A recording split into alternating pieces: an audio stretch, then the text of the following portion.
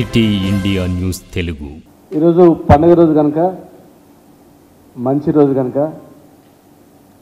ముఖ్యంగా మేము మా ప్రస్థానం ఉద్యోగం నుండి ఉద్యోగ సంఘాల నుంచి వచ్చినటువంటి ప్రస్థానం కనుక మరి ఈ మంచి రోజు ఉద్యోగులకు సంబంధించినటువంటి ఇష్యూస్ మాట్లాడాలని చెప్పి అనుకున్నాం. తెలంగాణ ఉద్యమంలో తెలంగాణ రాష్ట్రం రావడానికి ప్రధాన కారకుల్లో ఒకరైన ఉద్యోగులు, విద్యార్థులు, ప్రజా సంఘాలు, కుల సంఘాలు, పార్టీలు, ఉద్యోగుల పాత్ర అనేది చాలా కీలకమైనటువంటిది. అందుకే మా ప్రభుత్వంలో ఉద్యోగులకు దేశంలో అందరికన్నా ఎక్కువ జీతభత్యాలు ఇస్తామని చెప్పినాం. ఆనాడు ఉద్యమ సమయంలో సెంట్రల్ గవర్నమెంట్ స్కీల్స్ ఇస్తామన్నాం. కానీ తెలంగాణ వచ్చిన తర్వాత చూస్తే సెంట్రల్ గవర్నమెంట్ స్కేల్స్ కన్నా మనం ఇంకా ఎక్కువ ఇవ్వాలని ఉద్దేశంతో వాళ్ళకు పిఆర్సీ 10 సంవత్సరాలకు ఒకసారి ఉంటుంది, మనకు 5 సంవత్సరాలకు ఒకసారి పిఆర్సీ ఉంటుంది. కనుక మన 5 సంవత్సరాల లోపలనే ఆ పిఆర్సీ మనకు దేశంలోనే అత్యధిక జీతభత్యాలు ఇవ్వడానికి అవకాశం ఉంటుందని చెప్పి మరి తెలంగాణ రాష్ట్రంలో తెలంగాణ ఉద్యోగులకు హైయెస్ట్ శాలరీతో స్టార్ట్ చేయడం జరిగింది. చాలా వరకు సమస్యలు పరిష్కారం చేసినాం, ఇంకా మిగిలిపోయి ఉన్నాయి. కొత్తగా వచ్చిన ప్రభుత్వం అధికారంలో రావడానికి మరి ఉద్యోగుల విషయంలో చాలా హామీలు ఇవ్వడం జరిగింది. మరి 4 నెలలు గడిచిపోయింది. డిసెంబర్, జనవరి, ఫిబ్రవరి, మార్చి. ఇక 100 రోజుల తర్వాత ప్రభుత్వం ఎన్నో కార్యక్రమాలు చేస్తామంటుంది. సరే, ఏది చేసినా ఉద్యోగుల సమస్యలపైన ప్రత్యేకంగా దృష్టి పెట్టి రేపటి నుంచే కార్యాచరణ వాళ్ళకు ఒక్కొక్కటి మీరు ఇచ్చిన హామీలు అమలు చేయాలని చెప్పి ప్రభుత్వాన్ని మేము డిమాండ్ చేస్తూ ఉన్నాం. ముఖ్యంగా హెల్త్ కార్డ్స్ విషయంలో మేము కొన్ని చేసినా ఇంకా చాలా చేయాల్సి ఉన్నాయి. కొత్త ప్రభుత్వం ఒక మంచి పాలసీ తెస్తామన్నారు. మరి ఇప్పటివరకు కూడా హెల్త్ పాలసీ పైన, హెల్త్ కార్డ్స్ పైన, హెల్త్ ఉద్యోగులతో పాటు జర్నలిస్టులకు కూడా ముడిపడిందే కనుక వాటిని వెంటనే కార్పొరేట్ వైద్యం చేయించేటట్లు వారికి ప్రభుత్వం చర్యలు చేపట్టాలా. పాత పెన్షన్ విధానాన్ని తీసుకొస్తాం ఖచ్చితంగా అని చెప్పడం జరిగింది. కొత్త పెన్షన్ విధానాన్ని రద్దు చేసి ఓపీఎస్, ఓల్డ్ పెన్షన్ స్కీమ్ తీస్తామని చెప్పడం జరిగింది. కనుక వాటిపై కూడా కార్యాచరణ సిద్ధం చేయాలి. ఉద్యోగం చేసిన తర్వాత ఆనాటి ప్రభుత్వాలు, కేంద్ర ప్రభుత్వం ఓ ప్రత్యేకమైనటువంటి బిల్లు తీయడం వల్ల దేశంలో అనేక రాష్ట్రాల్లో కూడా ఉద్యోగులు రిటైర్ అయిన తర్వాత తినడానికి కూడా తిండి లేక చనిపోయిన సందర్భాలు ఎన్నో ఉన్నాయి. కనుక మరి ఈరోజు కొన్ని రాష్ట్రాలు అమలు చేస్తూ ఉన్నాయి. మన రాష్ట్రం కూడా వెంటనే పాత పెన్షన్ విధానం తీసుకురావాలని చెప్పి మేము అడుగుతూ ఉన్నాం. అనేక సమస్యలు ఉన్నాయి. ముఖ్యంగా బిల్స్, ఏ బిల్స్ కూడా జీపీఎఫ్ కానీ, మెడికల్ బిల్ కానీ, హౌస్ బిల్డింగ్ అడ్వాన్స్ కానీ, ఇంకా ఏ రకమైనటువంటి కూడా విడుదల కావట్లేదు. బిల్లులు వచ్చేవి వస్తున్నాయి మరి, కానీ ఉద్యోగులకు వచ్చే బిల్స్ మాత్రం రావట్లేదు. వెంటనే దృష్టి పెట్టాలా. మరి పోలీస్ డిపార్ట్మెంట్లో రాష్ట్రం మొత్తానికి ఒక విధానం ఉండాలా. ఒక పోలీస్ డిపార్ట్మెంట్ అంటే తెలంగాణ పోలీస్ డిపార్ట్మెంట్ మొత్తానికి ఒకటేసారి బిల్ పాస్ చేయాలి. కానీ ఎవరికి బలం ఉంటే వాళ్ళు, ఏ మంత్రి బలంగా ఉంటే ఒత్తిడి చేస్తే ఆ జిల్లాలో మాత్రం విడుదలైతే అది పార్షియాలిటీ అవుతుంది. ఇప్పుడు ములుగు జిల్లా, కొన్ని జిల్లాలో 5-6 జిల్లాలో బిల్స్ పాస్ అయినాయి. మరి మహబూబ్నగర్ లాంటి జిల్లాలు 50% తెలంగాణలో 50% పోలీసులకు ఇచ్చేటువంటివి సరెండర్ లీవ్ కానీ, డిఏలు కానీ, మరి ఏరియాస్, పిఆర్సీ పాత ఏరియాస్ కానీ, టీఏలు వాళ్ళు పోలీస్ డిపార్ట్మెంట్ వాళ్ళు బయటికి వెళ్ళి పనిచేస్తారు. భార్య పిల్లలు వదిలిపెట్టి బయట పోయి పనిచేసి మరి వాళ్ళకు ఖర్చులు జేబులోకి నుంచి ఖర్చు పెట్టుకుంటారు.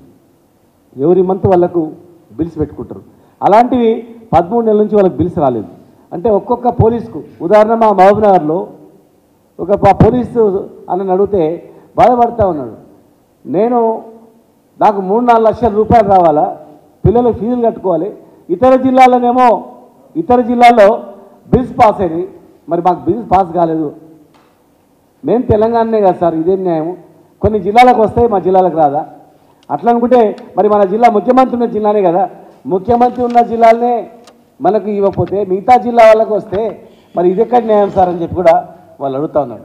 కనుక ఉద్యోగులకు వచ్చేటువంటివన్నీ కూడా ఆ బిల్స్ అన్నీ కూడా వెంటనే విడుదల చేయాలి. హౌస్ బిల్డింగ్ అడ్వాన్సులు, జీపీఎఫ్, ఎంప్లాయీస్ పిల్లల పెళ్లిల గురించి దాచిపెట్టుకునే పైసలు అవి, ఆ పైసలు కూడా ఇవ్వకపోతే కష్టం. మెడికల్ బిల్స్ ఎన్నో కష్టాలు పడి ఆరోగ్యం చూయించుకొని సబ్మిట్ చేసిన బిల్స్ అవి రావట్లేదు. హౌస్ బిల్డింగ్ అడ్వాన్స్ రావట్లేదు. కనుక ఉద్యోగులకు వచ్చేటువంటి ఆల్ ఏరియాస్ని బిల్స్ అన్నీ ఇవ్వాలి. మొత్తం 4 డిఎల్ పెండింగ్లో ఉన్నాయి. పెండింగ్ ఉన్న డిఎల్ మొత్తం కూడా ఇవ్వాలి. యూనివర్సిటీలలో మరి ఆల్ ఉర్దూ లైబ్రరీస్ ఉన్నారు ఉదాహరణకు మొత్తం తెలంగాణ వ్యాప్తంగా కూడా, వాళ్ళు కానీ అవుట్సోర్సింగ్ ఎంప్లాయీస్ 6 నెలల నుంచి చాలా డిపార్ట్మెంట్లో శాలరీస్ లేవు. మరి వాళ్ళు ఏం దీన్ని బతకాలా? ఒకసారి ఆలోచన చేయాలా. ఫస్ట్ మీరు ఏ బిల్స్ ఇచ్చినా ముందు ఉద్యోగుల బిల్స్ అన్ని క్లియర్ చేసిన తర్వాత మిగతా బిల్స్ ఇచ్చుకోండి దయచేసి. ఎందుకంటే ఎంప్లాయీస్ అనేవాళ్ళు ప్రభుత్వంలో ఒక భాగం. ఉద్యోగులు సంతోషంగా ఉంటేనే పనిచేస్తేనే సక్రమంగా అవుతాయి. మేము మొత్తం చేసినామని చెప్పి కొన్ని ఏనందుకే మీకు ఉద్యోగులు మీకు వేసారు. మరి మీరు మాకన్నా బాగు చేస్తారని వేసారు. మరి మాకన్నా మీరు బాగా చేయాలి కదా. మేము అత్యధిక జీతభత్యాలు ఇచ్చిన రాష్ట్రంలో దేశంలో చాలా చేసినాం. అయినా మీరు ఇచ్చిన వాగ్దానాలను ఇంకా బాగా అవుతాయి నమ్మిరు, మీ పక్షాన ఉన్నారు, మాకు కూడా అర్థమైంది. పోస్టల్ బ్యాలెట్లో మీ వైపున ఉన్నారు. మరి మీరు 4 నెలల తర్వాత కూడా బిల్స్ క్లియర్ చేయకపోతే వాళ్ళు ఎట్లా బతకాలా? మీరు మాట ఇచ్చిన ప్రకారం పాత పెన్షన్ విధానం తెస్తామన్నారు, అది ఏమైంది? హెల్త్ కార్డు ఇస్తామన్నారు, ఏమైంది? కాంట్రాక్ట్ ఉద్యోగులను పర్మనెంట్ చేస్తామన్నారు, అది ఏమైంది? ఏఎన్ఎంల విషయంలో వాళ్ళని పర్మనెంట్ చేస్తామన్నారు, అవేమైనవి? హోంగార్డ్స్ మేము చాలామందికి 5,000 రూపాయలు 6,000 రూపాయలు హోంగార్డ్స్ ఉన్న జీతాలను ఈ దేశంలో ఎవరు చేయనటువంటిది ప్రతి సంవత్సరం 1,000 రూపీస్ ఇంక్రిమెంట్ ఇచ్చేటట్లు తెలంగాణ ఏర్పడిన నాటికి 10,000 లోపల జీతభత్యాలు ఉన్నటువంటి హోంగార్డులని 30-40 వేల వరకు తీసుకొచ్చినాం. చాలామందిని ఉద్యోగ భద్రత ఇచ్చినాం. కానీ ఇంకా వాళ్ళను ఉద్యోగులను మీరు పర్మనెంట్ చేస్తామన్నారు. 250 మంది హోంగార్డు మిగిలిపోయిన వాళ్ళు ఉన్నారు. అందులో ఒక అతను బురాన్ అనేటువంటి హోంగార్డు మననే సూసైడ్ అటెంప్ట్ కూడా చేయడం జరిగింది. కనుక మీరు వెంటనే ఇచ్చిన మాట ప్రకారం ఆ 250 హోంగార్డులను తీసుకుంటాం పాటుగా మరి హోంగార్డులను కూడా పర్మనెంట్ చేస్తామన్నారు. కనుక మరి ఆ హోంగార్డులను పర్మనెంట్ చేసే ప్రక్రియ పైన కూడా మీరు దృష్టి పెట్టాలని చెప్పి మరి మీరు మీ దృష్టి తీసుకొస్తా ఉన్నాం. ఇవే కాకుండా ఇంకా అనేక రకాలుగా కారుణ్య నియామకాలు ఉన్నాయి. చనిపోయిన ఉద్యోగుల పిల్లల్ని తీసుకోవాలి వెంటనే ప్రభుత్వం అనుకుంటే 10 రోజుల్లో తీసుకోవచ్చు. కనుక చనిపోయిన బాధతో ఉన్నటువంటి కుటుంబాలు కనీసం ఒక ఉద్యోగం వస్తే ఆ కుటుంబంలో జీవనోపాధి కలుగుతుంది. కనుక వెంటనే మరి కారుణ్య నియామకాలను చేపట్టాలి. స్పౌస్ కేసులో మరి భార్య ఎక్కడుంటే భర్త ఎక్కడుంటే భార్య భర్త ఒకటే దగ్గర పనిచేయాలని చెప్పి మరి గత ముఖ్యమంత్రి గారు నిర్ణయం తీసుకొని కొన్ని చేయడం జరిగింది. కొంతమంది అధికారులు సహకరించక కొంతమంది ఉన్నతాధికారులు ఆనాడు మా ప్రభుత్వంలో కొన్ని చేయలేదు. అందుకే మాకు కూడా చెడ్డ పేరు వచ్చింది. మరి మీరు చేస్తామన్నారు, వెంటనే చర్యలు చేపట్టాలి. ముఖ్యంగా అటెండర్ నుంచి అధికారి వరకు ఒక్కటై తెలంగాణ ఉద్యమంలో పాల్గొని సమానంగా కష్టపడి కొట్లాడి తెచ్చుకున్న తెలంగాణ ఇది. మరి గతంలో బ్రిటిష్ కాలంలో హైయార్కీ ఉండేది బాగా. ఆఫీసర్ అంటే, కలెక్టర్ అంటే, సెక్రటరీ అంటే కింది ఉద్యోగులను చిన్న చూపించి బానిసత్వం చూసేది. కానీ మేము వచ్చిన తర్వాత హోంగార్డులకు కూడా గౌరవం ఇచ్చినాం, అటెండర్లకు కూడా గౌరవం ఇచ్చినాం, అందరు సమానంగా ఉండాలని చెప్పి పిలిపించినాం.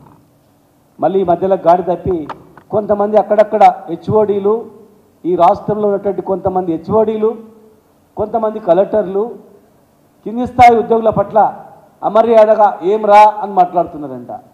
కొంతమంది కింది స్థాయి ఉద్యోగులను వాళ్ళపైన కక్ష సాధింపులు చేస్తున్నారంట. మానసిక ఒత్తిడి తెచ్చి వాళ్ళని భయభ్రాంతులకు గురి చేస్తున్నారంట. ఇది మంచి పద్ధతి కాదు. కలెక్టర్ అయినా, కండక్టర్ అయినా, అటెండర్ అయినా జాబ్ చార్ట్ ప్రకారం ఎవరు ఉద్యోగం వాళ్ళు చేసుకుంటారు. కానీ ఈ తెలంగాణలో ఇలాంటి బానిసత్వం అనేది నడవదు. ఉద్యోగుల వేధింపులు అనేవి జరగదు. జరిగితే సహించం మేము ఖచ్చితంగా. ఆనాడు తెలంగాణ ఉద్యమంలో అనేక సంఘాలను 60-70 ఉద్యోగ సంఘాలను పెట్టినాం. అవుట్ సోర్సింగ్ సంఘాలను పెట్టినాం, టైం స్కేల్ సంఘాలను పెట్టినాం, చిన్న చిన్న ఉద్యోగులని ఐక్యం చేసుకున్నాం. 60-70 గజిటెడ్ వరకు సంఘాన్ని స్థాపించినాం. 70 సంవత్సరాల్లో సంఘాలే పెట్టొద్దు అన్నారు. కానీ అలాంటి గజిటెడ్ అధికారుల సంఘాన్ని కూడా స్థాపించినాం మేము. మరి మేము చేసే పనులు మేము చేసినాం. ప్రభుత్వం ఇంకా బాగా చేస్తున్నది ఈనాటి ప్రభుత్వం. మరి మీకు అత్యధికంగా మీకు దగ్గరుండి ఓట్లేసిర్రు ఉద్యోగులు. మరి 100 రోజులైంది, మీ కార్యాచరణ ఏది అని అడుగుతా ఉన్నాం. మా ఉద్యోగుల పెండింగ్ బిల్స్ ఏమైనా అని అడుగుతా ఉన్నాం. ఒక్కొక్క జిల్లాను ఒక్కొక్క రక చూడడం ఏంటి అని అడుగుతా ఉన్నాం. అన్నిటికన్నా ముఖ్యంగా హై రిస్క్లో ఉన్నటువంటి మా పోలీస్ డిపార్ట్మెంట్లు, పోలీస్ అన్నలు మరి ఈరోజు ఆర్థికంగా రావాల్సిన బిల్లులు రాక కష్టాలు పడుతూ ఉన్నారు. ఇస్తే అన్ని జిల్లాలకు ఒకటేసారి ఇవ్వండి, ఏకమొత్తంగా అన్ని జిల్లాలకు ఇవ్వండి, అన్ని జిల్లాలకు ఒకటేసారి ఇవ్వండి. కానీ మరి ఒక్కొక్క జిల్లాకు ఇవ్వడం ఏంటి? అట్లా అనుకుంటే ఒక పార్షియాలిటీ చూపిస్తే ముఖ్యమంత్రి గారు ఉన్నటువంటి జిల్లా మాది, ఫస్ట్ మా జిల్లాకి ఇవ్వండి. కానీ మేము అట్లా అనట్లేదు, మా జిల్లాకి ఇవ్వని మేము అడగట్లేదు, డిమాండ్ చేయట్లేదు, ఈక్వల్గా ఇవ్వండి అని చెప్పి ఉన్నతాధికారులకు మేము చేస్తున్నాం. వెంటనే ఇవన్నీ కూడా అమలు చేయాలి. తర్వాత రిటైర్డ్ అయిన ఉద్యోగుల యొక్క బెనిఫిట్స్ కూడా ఇంకా ఇవ్వలేదు. ఈ మధ్యకాలంలో రిటైర్డ్ అయిన ఉద్యోగులు వాళ్ళకి ఎలాంటి బెనిఫిట్స్ రాక సతమతం అవుతూ ఉన్నారు. ఏం చేయాలని చెప్పి దిక్కుతోటి స్థితిలో ఉన్నారు. కనుక పెన్షనర్స్కి రావాల్సిన డిమాండ్లు వెంటనే అమలు చేయాలి. పెన్షనర్స్ కూడా ఉద్యోగులతో సమానంగా కార్పొరేట్ వైద్యం, హెల్త్ కార్డ్స్, ఒక హెల్త్ పాలసీ తీసుకొస్తామన్నారు, అవి కూడా ఇవ్వాలి. మరి ఇవన్నీ కూడా ఏర్పాటు చేయాలి. ఈరోజు ఉగాది పర్వదినం కనుక, ఉగాది దినం కనుక, ఉగాది పండుగ సందర్భంగా రాష్ట్ర ప్రభుత్వాన్ని, ముఖ్యమంత్రి గారిని వెంటనే మీరు ఎలక్షన్ ఇచ్చిన హామీలు అమలు చేయాలని చెప్పని మేము చేసినాం. కొంతమంది అనొచ్చు, మీరేమైనా మేము చేయనందుకే కదా, మేము కొన్ని చేయనందుకే ఇంకా బాగా చేస్తారనుకొని, మాకన్నా బాగా చేస్తారనుకొని మీ వైపున ఉన్నారు. మరి మీరు చేయండి అని అడుగుతా ఉన్నాం మేము. కనుక కాంట్రాక్ట్ ఉద్యోగులను, అవుట్సోర్సింగ్ ఉద్యోగులను వెంటనే పర్మనెంట్ చేయాలా. పాత పెన్షన్ విధానాన్ని, కొత్త పెన్షన్ విధానం రద్దు చేసి పాత పెన్షన్ విధానాన్ని ఇమ్మీడియట్గా అమలు చేయాలా. వాళ్ళకి రావాల్సినటువంటి ఉద్యోగులతో సమానంగా వాళ్ళకు కూడా అన్ని హక్కులు ఇవ్వాలా. పెండింగ్ బిల్స్ అన్నీ కూడా క్లియర్ చేయాలా. హోంగార్డ్స్ని పర్మనెంట్ చేయాలా. 250 మంది హోంగార్డులను వెంటనే విధులకు తీసుకోవాలా. ఉద్యోగుల మీద వేధింపులు అనేది మానుకోవాలా. హెచ్ఓడీలు, కలెక్టర్లు మీరు అనుకుంటుండొచ్చు వాళ్ళ వైపులో ఎవరుండరని. మేమున్నాం. ఆనాడు నాయకత్వం వహించినటువంటి వాళ్ళం మేము, వాళ్ళకు సంఘాలు పెట్టిన వాళ్ళం, నాయకులను తయారు చేసినటువంటి వాళ్ళం మేము.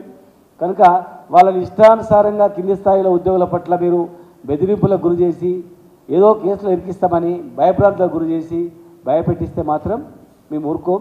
కనుక ఇది కలెక్టర్లు కానీ, బెదిరించే కలెక్టర్లకు కానీ, ఉద్యోగులను బెదిరించే కలెక్టర్లకు కానీ, కింది స్థాయి ఉద్యోగులను వేధించే హెచ్ఓడీలకు కానీ ఒక హెచ్చరిక. ఇది వాళ్ళ జోలికి వస్తే మేము మీ జోలికి వస్తాం అని చెప్తూ ఇది మంచి పద్ధతి కాదు, అందరు సమానంగా చూడాలని చెప్పి రిక్వెస్ట్ చేస్తూ ప్రభుత్వాన్ని, నూతన ప్రభుత్వాన్ని, కొత్తగా ఏర్పడినటువంటి మా ముఖ్యమంత్రి గారిని, మరి ప్రభుత్వాన్ని మీరు ఇచ్చిన హామీలు వెంటనే అమలు చేయాలని చెప్పి, పండుగ రోజు నుంచి రేపటి నుంచి ప్రారంభించి ఒక్కొక్కటి అమలు చేయాలని, వెంటనే హెల్త్ కార్డ్స్ని ప్రవేశపెట్టాలని చెప్పని, పెండింగ్ బిల్స్ ఇవ్వాలని చెప్పని నేను మీ ద్వారా డిమాండ్ చేస్తూ ఉన్నాను. అదేవిధంగా కొంతమంది చిన్న ఉద్యోగులను ఎలక్షన్ పేరు మీద వేధిస్తూ, సస్పెన్షన్ గురి చేస్తూ, అవుట్సోర్సింగ్ ఉద్యోగులని, కాంట్రాక్ట్ ఉద్యోగులని భయభ్రాంతులను గురి చేస్తుందని తెలిసింది. అది మంచి పద్ధతి కాదని. చిరు ఉద్యోగులు వాళ్ళకి తెలియదు, పిలిస్తే ఎవరైనా పోవచ్చు. కానీ ఎలక్షన్ నియమావళికి విరుద్ధంగా వాళ్ళు ఏదైనా కండవలు వేసుకోనో లేకపోతే పాంప్లెట్స్తోనో అట్లా ఏదైనా ఎవిడెన్స్ దొరికితే మీరు వాళ్ళని యాక్షన్ తీసుకోండి. కానీ ఉట్టి ఎవరో పిలిస్తే గుంపులో పోయినంత మాత్రాన ఫోటోలు పెట్టి కాంప్లైంట్ చేసి ఉద్యోగులను వేధించి ఇబ్బంది చేస్తుంది మంచి పద్ధతి కాదని చెప్పేసి అని మేము రిక్వెస్ట్ చేస్తూ, మరి ఇంకా కొంతమంది ఉద్యోగులు అధికారులు అక్కడక్కడ చాలా ఇబ్బందులు గురైనదని తెలుస్తూ ఉంది. మరి వాటన్ని కూడా కేంద్ర ప్రభుత్వం మన రాష్ట్ర ప్రభుత్వం ఉద్యోగుల సమస్యలపైన దృష్టి పెట్టి అమలు చేయాలని చెప్తూ వెంటనే కాంట్రిబ్యూషన్ పెన్షన్ను రద్దు చేసి పాత పెన్షన్ విధానాన్ని పునరుద్ధరణ చేయాలని చెప్పని మేము డిమాండ్ చేస్తూ ఉన్నాం.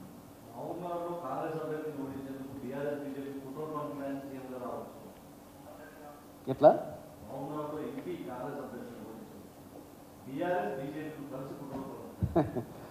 నేను బీఆర్ఎస్ అభ్యర్థిని, మీరు ఎంక్వైరీ చేయండి. అసెంబ్లీలో కాంగ్రెస్ బీజేపీలు రెండు ఐక్యమై నన్ను ఓడించడానికి ప్రయత్నం చేసిన లేదా చెప్పండి. దీని మీద సమాధానం చెప్పండి. కాంగ్రెస్లో మొన్న జాయిన్ అయినటువంటి గతంలో ఉన్నటువంటి బీజేపీ అభ్యర్థి కాంగ్రెస్కు నేను పనిచేసిన కాంగ్రెస్ అభ్యర్థిని గెలిపించిన, అందుకే ఇలా కాంగ్రెస్లో జాయిన్ అవుతుందని చెప్పింది. అంటే కాంగ్రెస్ బీజేపీ ఇద్దరు ఐక్యమై బీఆర్ఎస్ను ఓడగొట్టడానికి ప్రయత్నం చేసినట్టు బహిరంగంగానే చెప్పుకున్నప్పుడు అంటే నన్ను ఓడగొట్టడానికి శ్రీనివాస్ గౌడ్ని ఓడగొట్టడానికి అక్కడ ఉన్నటువంటి ఎన్ఎం శ్రీనివాస్ రెడ్డి గారు తర్వాత జితేందర్ రెడ్డి గారు ఇద్దరు ఐక్యమై శ్రీనివాస్ గౌడ్ని ఓడగొట్టడానికి ప్రయత్నం చేసిన మాట వాస్తవమా కాదా మీరు జిల్లా ప్రజలను అడగండి. వాళ్ళే బహిరంగంగా పత్రికలలో కూడా చెప్పింది బీజేపీ అభ్యర్థి. మరి అట్లాంటప్పుడు జరుగుతుందా? ఆ పని జరుగుతుందా? సాధ్యమవుతుందా? మేము ఒప్పుకుంటామా? నన్ను ఓడగొట్టడానికి రెండు జాతీయ పార్టీలు ఐక్యమైనప్పుడు మేము ఆ పార్టీలను గెలిపించడానికి ప్రయత్నం చేస్తామా? ఎవరైనా చేస్తారా ఆ పని?